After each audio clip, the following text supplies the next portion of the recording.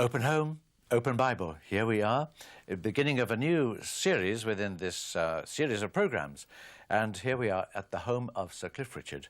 And we've got Sir Cliff here himself. And our theme today is the Christian described. And why didn't we ask Sir Cliff himself to bring us our reading from Luke's Gospel and chapter 5. And verses 1 to 11. One day as Jesus was standing by the lake of Gennesaret, with the people crowding around him and listening to the word of God, he saw at the water's edge 2 boats, left there by the fishermen who were washing their nets. He got into one of the boats, the one belonging to Simon, and asked him to put out a little from the shore.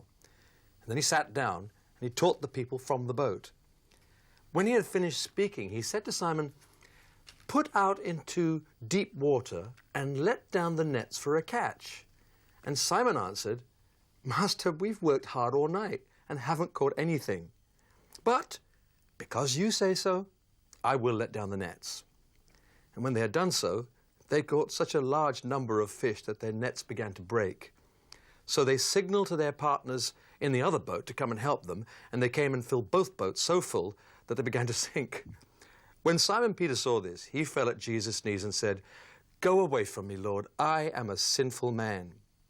For he and all his companions were astonished at the catch of fish that they had taken.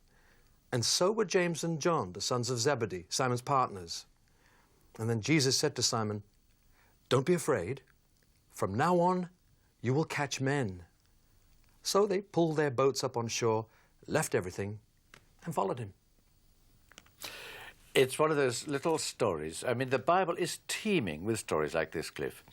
And this particular one, have you ever been to that part of the world? Lake Gennesaret, yes. Lake Galilee? Yes, I had a holiday there once before, and it was fantastic. And what surprised me was the things you read in the Bible kind of come to life when you go to Israel anyway. And I remember at one point we were actually filming there, and it was beautifully calm. And within 5 minutes, we were driven off the lake. The storm had come up, and it kind of made sense that they were caught in storms sometimes. And it's a very unpredictable part, weather-wise, but yes, I've quite seen beautiful those storms too. They're terrific. The lightning flashes, and in a quarter of an hour later, it's gone. Well, we actually didn't even wait for this thing to go. We just said, well, let's move further up the lake, and we moved a few miles around, and it was calm there. So it was very strange, but rather wonderful. So here is really how our Christian beginnings started. It's Jesus standing by the lake, and he sees these fishermen, and he calls them. Actually, they've already been called earlier, so that they already had had some kind of summons, it seems to me. But now he's making it much firmer as he watches them washing their nets and so forth, and then calls them, says, "Let me have one of the 2 boats." You know, all these little details, there are 2 boats. Yes, that's right, yes. And the fact that it's interesting, isn't it? Because every time I read the Bible, it seems to me that you've got to keep on reading it. When I say every time, I have to keep on reading the thing because it's just so impossible to understand first time round. But one of the things that struck me originally, and it still strikes me, is when Peter said, when he was told to put the nets down, he said, "Look, you know, I don't suppose he considered Jesus a fisherman anyway." And he was saying, "Look, we've been fishing all night long. You won't catch any fish here, but if you tell us to do it, we'll do it." And in a way, that's a fantastic lesson for us as Christians, regardless of whether we've just begun our faith, our walk with God, or whether we've been Christians for a long time. I think it's a tough part of it too. We still have to be prepared to say, "I don't see where this is going to lead, but if it's what you want, then I'm going to have to at least make an attempt." And it's a massive lesson, but it's worthwhile. After all, they sank 2 boats with fish here. It's amazing. Yes. And yes, that's exactly the right phrase, I think, to hit on. "Because you say so, I will let down the nets." And here is Simon Peter, who's the expert fisherman, confronted by a person whose expert knowledge really is woodwork, I suppose. Yeah. And yet he says, "But because you say so." So it seems that the Christian life begins with a recognition of the authority of Jesus Christ over one. So here's Peter saying, "Depart from me, I'm a sinful man." Don't know why he thought he had to say he was a sinful man, but he did. I suppose, again, it's almost, it's like confessing, isn't it?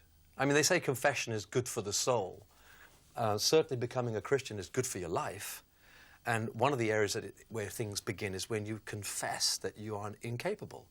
You agree that you are a sinful person. I don't know, Richard, you must have met many more than I have, but I've met a lot of people that I've discussed with. And when you originally talk with people who have no Christian faith, and they don't, maybe not, they're not atheists necessarily, but they'll say things like, well, I'm not a sinful person, I'm not a bad person. And I always smile inwardly and think, well, relatively, no. Relative to a murderer, I'm not a bad person either. Relative to someone who does massive fraud, I'm not that bad. But what God is trying to say is that even in our best moments, relative to his greatness and Jesus' goodness, we are sinners. We all tell lies and cheat a little and do a little fiddle here and there. Everybody does. We're not immune to that. And so I think he's kind of saying, I'm in the presence of something really great here, and I need to fall on my knees and say, I am really sinful. Jesus already knew it anyway. But I think it's part of the necessity for us to actually confess that we are fallible, and I like to use the word sinful men and women. Yes. It takes me on from this passage to something that St. Paul, the Apostle, was writing in Ephesians in chapter 2. And I'll see if I can spot it for us, because it's one of the great linchpin sentences of the Scriptures about that we were dead. That's Ephesians chapter 2, verse 1. As for you, you were dead in your transgressions and sins in which you used to live when you followed the way of this world. And then it goes on to say, but because of his great love for us, verse 4, God, who is rich in mercy, made us alive with Christ, so that it is by grace you have been saved, and that not of yourselves, it is the gift of God. So when we look at Ephesians 2 and all these verses really, verse 8 is one of the key ones. It is by grace you have been saved through faith. This not from yourselves, it is the gift of God, not by works, so that no one can boast. I mean, Cliff, can you go back to your own beginnings? Some way back now. Yes. But was there some kind of idea of your own inadequacy then when you were coming to put your faith in Jesus Christ? Yes, I mean, it was a slow dawning, really. From the time I was about 14, I wanted to wake up and be Elvis. And I chased my big desire was to be a pop singer, because once Elvis came on the scene, I thought, well, I'd like to have a go at this.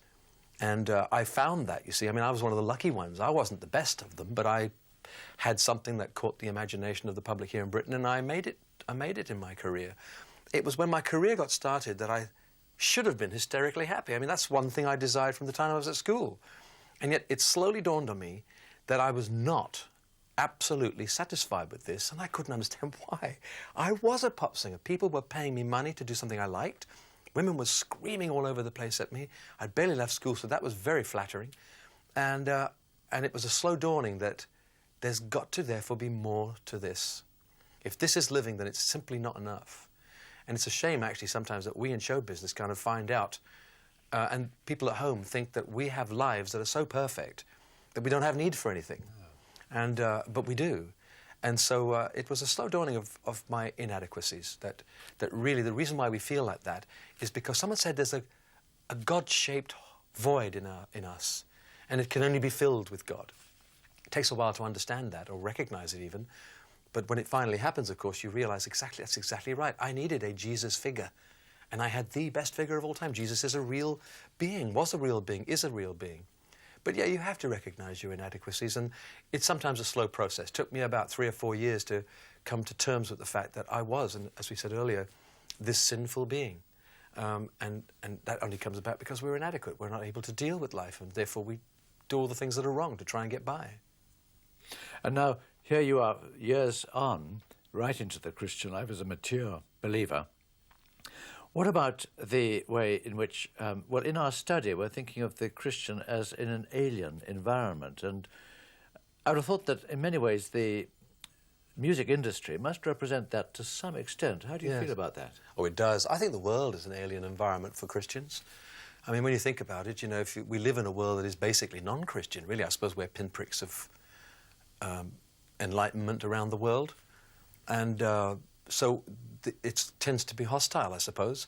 And some places, I mean, hostile is not the wrong word to use. I mean, I find it amazing. I'm so happy that I live in Britain, of course, because I think we're probably one of the most tolerant. Well, certainly the Western world has become more and more tolerant. Here in Britain, we have all sorts of nations represented, all sorts of religions represented, and I think that's good.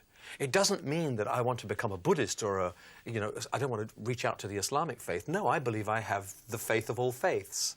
But it's good to have them all around you because it keeps you on your toes. Oh, it does, doesn't it? In Britain, they're not hostile, of course. I mean, I don't have people knocking on my door saying, I'm not a Christian, you are, and therefore I'm going to burn your house down. But I think the fact that we've got other people around, it keeps you on your toes, recognizing, do you really believe what you believe, Cliff? Do you really believe that Jesus is the Son of God? Do you really believe he died for you? The minute you can say to yourself, I do, it doesn't mean that you become intolerant of others. It just means that you won't follow the others. They can go their own way. Of course, they have that freedom. But I think we have to learn to get by in a world that is essentially hostile to Christianity. I mean, that's such an emotive word, though. I'm hoping I'm getting across the fact I don't believe people are out to kill us. But everything seems to play against the Christian way of life. You know, for a start, even the basics of being prepared to stand up and be one, publicly be one in my case, even that's really tough, because everybody's out to slaughter you. Everybody's out to find the skeletons in the cupboards, and they are there. I just won't let them out. Exactly.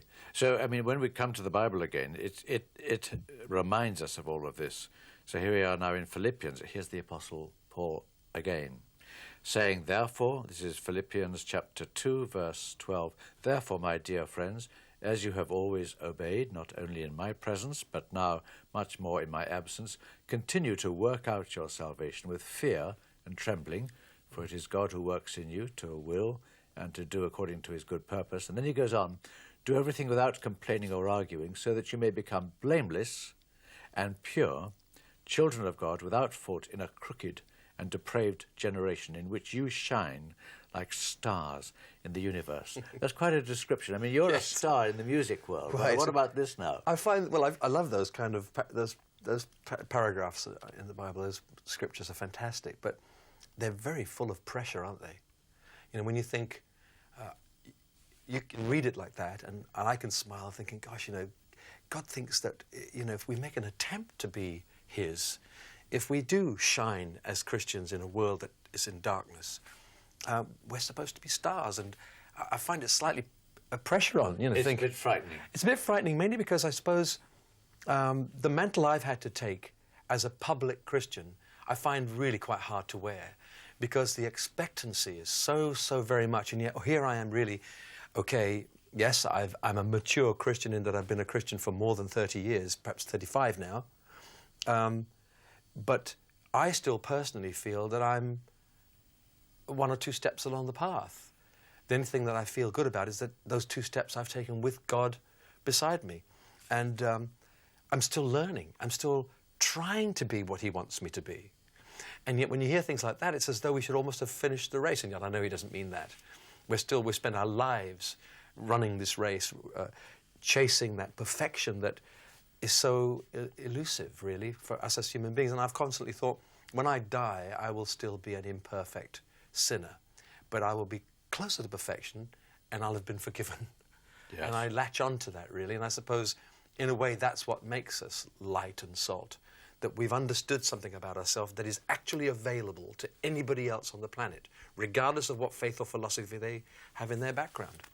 Yeah, so that takes us back to the Sermon on the Mount again, the light and salt that the Christian is meant to be like, salt to preserve society, and also, I suppose, to increase the thirst for God, and the light, again, to show up the dirt around or the imperfections. And again, light is very attractive, and so to attract people to the Lord Jesus Christ. That's our aim. And as you say, Cliff, perfection is the desire. And, you know, as we end off our little program, if you think, oh, well, I'm sorry about the 5% I can't cope with, but you can have 95%. We're already backsliders. We've got to aim for the 100%, knowing that in this life we're not going to achieve it. And we can do that, and we can live like that once we understand the tension. God bless you. Let's do this again.